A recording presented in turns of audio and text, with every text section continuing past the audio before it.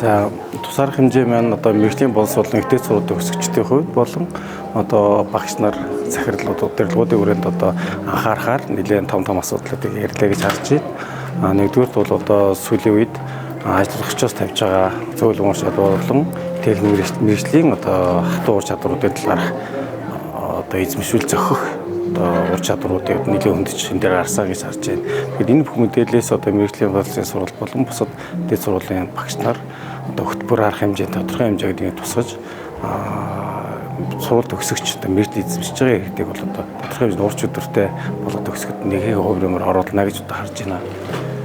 За миний хувьд бол төлбөрийн зах зээл дээр сүүлийн 10 жил харж байхад ажиллагчид бол одоо ажил хайгчаасаа мэргэжлийн ур чадвараас илүү одоо зөөлөн одоо харилцаа хандлага суур хүмүүжлийг бол одоо ихийг шаарддаг болсон ийм үе одоо өнөөдөр цаг үед ирсэн.